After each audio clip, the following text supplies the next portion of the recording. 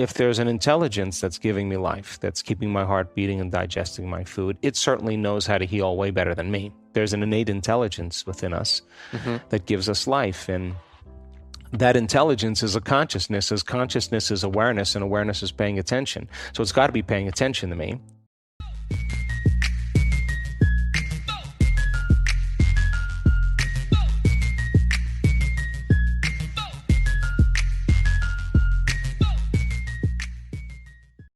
And so the story goes like this. I was studying medicine, pre-med, in college. And I was walking past the billboard, and I saw a sign that said, "Learn while you sleep." And I don't know why that caught my attention, because I was taking 21 credits that semester, and it was a full load, and I was taking organic chemistry and a lot of the sciences. And I thought, wow, what a great idea. Yes.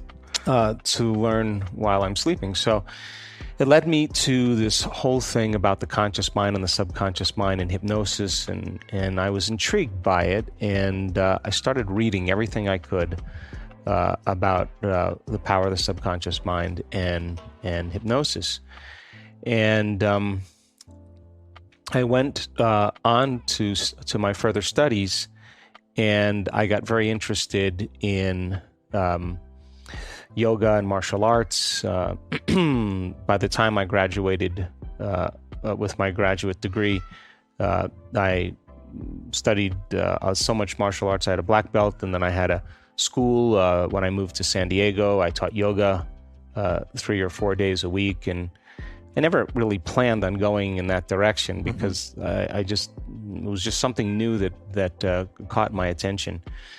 But my interest was really about what is possible for human beings.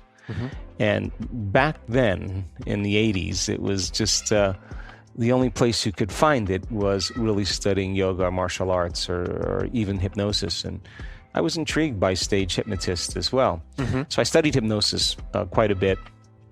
And then I was living in San Diego. I was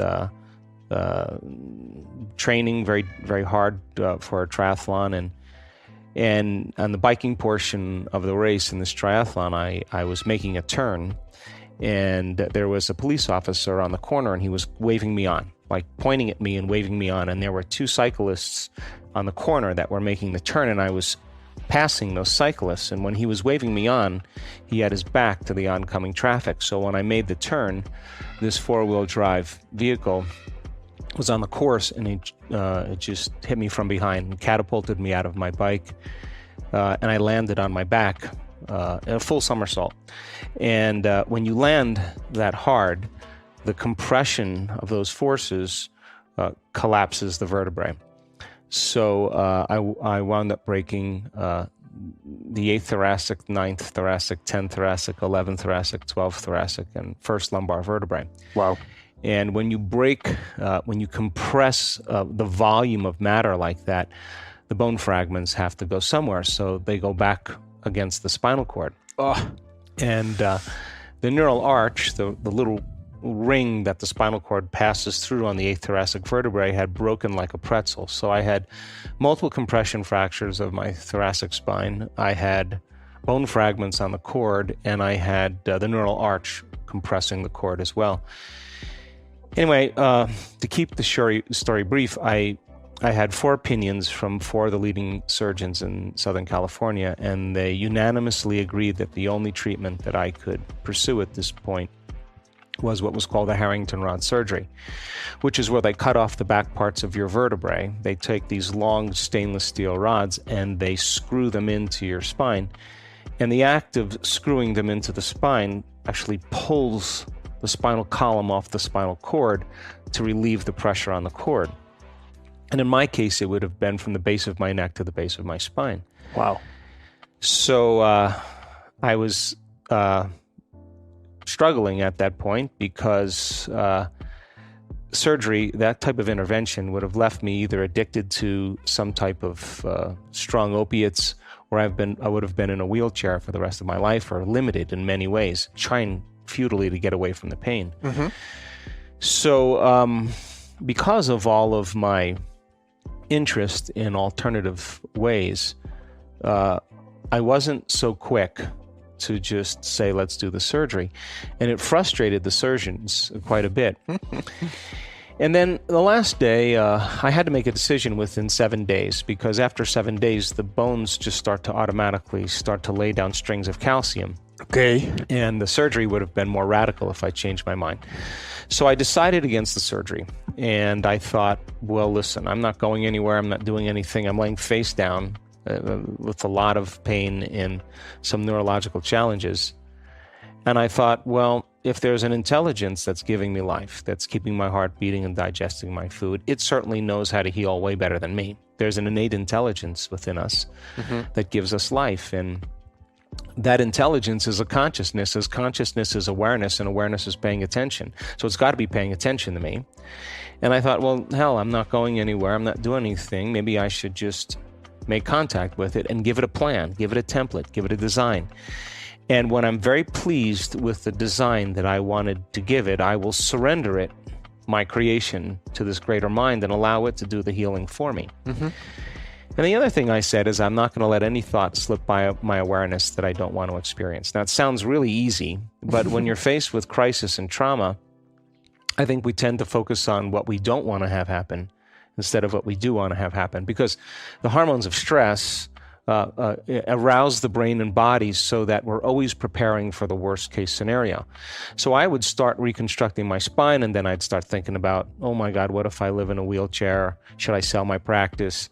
And I caught myself not being able to pay attention. And I'd stop and I'd start all over again. And it would take me hours to go through this whole process, and I would get frustrated and angry, and then it made it worse. and I was in a dark night of the soul because I couldn't get my mind to do what I wanted it to do. But I didn't give up. Well, about 6 weeks into it, all of a sudden I went through the whole thing. It took me, up until that point, 3 hours to do this. And all of a sudden I went through the whole thing without breaking my attention. And it just felt like I hit a tennis ball right in the sweet spot. I just clicked. It just felt right. And from that point on, my body started to change. My pain levels started to drop. I started to feel my feet again. And boy, the moment I noticed what I was doing inside of me was producing some result outside of me, now I was ambitious and I was enthusiastic, and I just looked forward to doing it. And I was back on my feet in 10 and a half weeks, and back living my life in about 12 weeks, back in my practice, training again.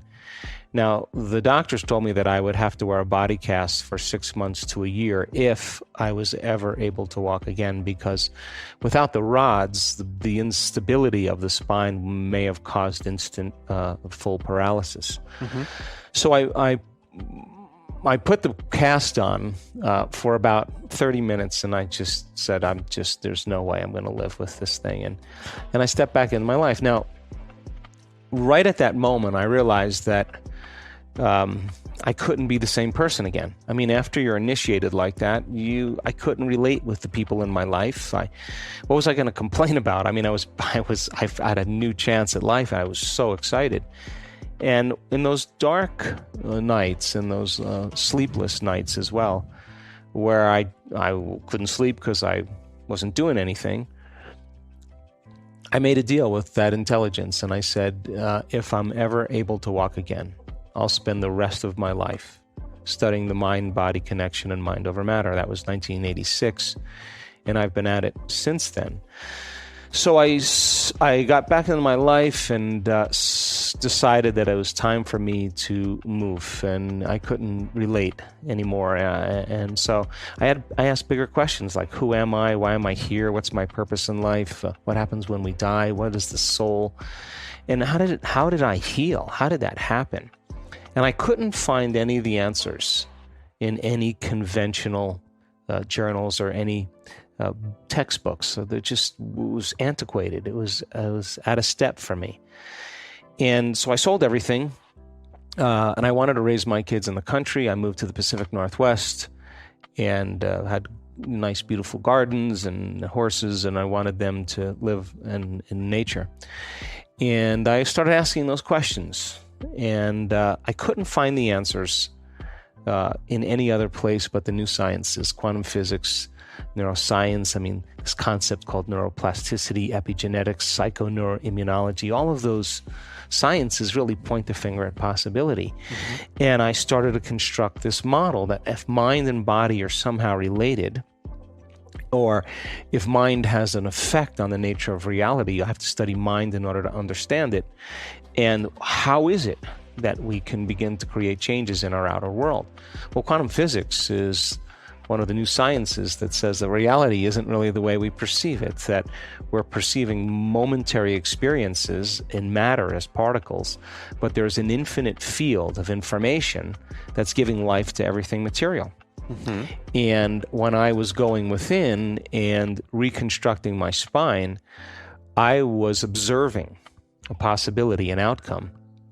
And when I started to emotionally embrace that state, my body, as the unconscious mind, began to believe it was living in that future reality in the present moment. Now, the latest sciences in genetics say that genes don't create disease. It's the environment that signals the gene that creates disease. Well, I started thinking, well, the end product of an experience in any environmental moment is an emotion. So when you start to embrace the emotion ahead of the experience, you begin to signal the gene ahead of the environment. And genes make proteins, and proteins are responsible for the structure and the function of your physical body. And I started to realize that I was beginning to repattern the structure of my body, and I never have pain in my back. I'm not wired for it, and I don't have any limitations. And so I realized that in some way what we call miraculous really is something that we just haven't understood yet. And that maybe those spontaneous remissions that people experience aren't so spontaneous, but maybe there's an intent behind it. So now I sold my practice, I sold my homes, I went to the Northwest, and I had a lot of time on my hands, and I started thinking about all these things. And so I decided that it was time for me to study spontaneous remissions. So I traveled to 17 different countries. I interviewed hundreds of people that were treating conventionally or unconventionally, and they were staying the same or getting worse, and all of a sudden they got better. So I wanted to know what the cause was that was producing that effect. And so it wasn't their diet. It wasn't that they were celibate. It wasn't that they were a Christian or Jewish or Buddhist. It wasn't that they didn't drink alcohol. I mean, some of them smoked. I mean, there was no correlation. No clear pattern that I could begin to correlate. And, when something happens once, that's an incident. When you start seeing two events that happen in a very short amount of time, that's called a coincidence. But when you start seeing 3 and 4 and 5 and 6, now you're looking at a trend, and anything that's repeatable is science. We are back with Complete the Quote challenge. Can you complete the quote and give us the right answer? All you need to do is to complete the quote or statement that we choose, and if you can do it first, you're the daily winner. Your job is to write the correct answer in the comments below the video, or your guess if you're not sure. In the previous video we were looking for 2 words, and the quote belongs to Dr. Joe Dispenza. It goes like this: we cannot create a new future by holding on to the emotions of... The correct answer is the past. So we cannot create a new future by holding on to the emotions of the past. Congratulations to everyone with the correct answer. Today we are looking for 2 words, and the quote also belongs to Dr. Joe Dispenza. The quote goes like this: every time we have a thought, we make... Write your answers in the comments below the video, and if you like this video, give your thumbs up and share it with your friends.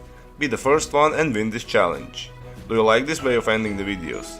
What's your thought about this speech? Tell me everything in the comment section. If you don't want to miss my new videos and challenges, subscribe and hit the bell button, and you'll be notified when my new video is published.